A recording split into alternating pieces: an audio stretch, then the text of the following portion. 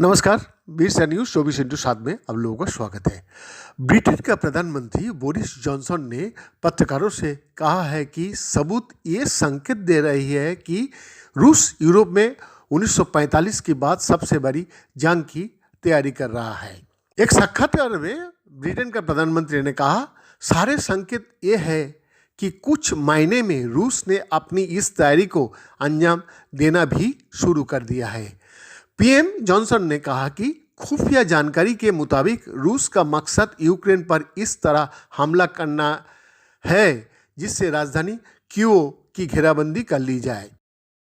Munich में दुनिया भर के शीर्ष नेताओं की वार्षिक सुरक्षा कॉन्फ्रेंस में प्रधानमंत्री जॉनसन ने कहा, लोगों की समझना होगा कि इससे मानव जीवन को भारी नुकसान हो सकता है।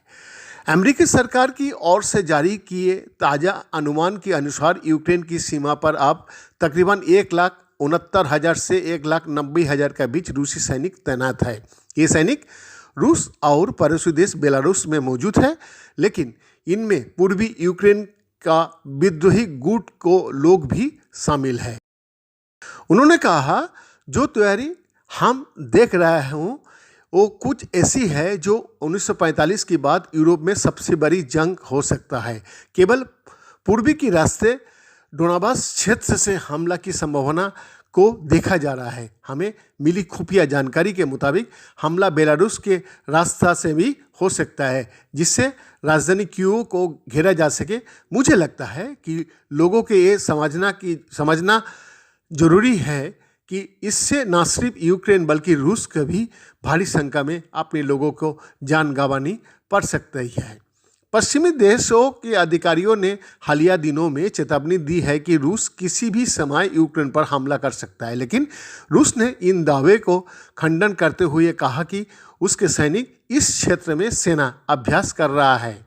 यूक्रेन पर रूस के हमला की खतरा अभी भी मंडरा रहा है या नहीं, इस सवाल पर जॉनसन ने कहा कि मुझे डर है कि संकेत यही है। उन्होंने कहा, सच ये है कि सभी संकेत यही है कि रूस ने युद्ध का तैयारी का कुछ महीने में अंजाम देना शुरू कर दिया है। उन्होंने कहा, मुझे डर है कि हमें जो योजना दिख रही है वो कुछ ऐसे है जो यूरोप में 1945 के बाद सबसे बड़ा युद्ध हो सकता है। लोगों का सिर्फ यूक्रेन में संभावित मौतों के बारे में नहीं बल्कि युवा रूसी लोगों की जान का बारे में भी सोचना जरूरत है। बोरिस जॉनसन ने दुनिया का नेताओं से कहा कि अगर रूस ने यूक्रेन पर हमला किया तो इसका असर पूरा दुनिया पर पड़ सकता है। बैद्यनाथ दास का रिपोर्ट, बीर न्यूज 24/7।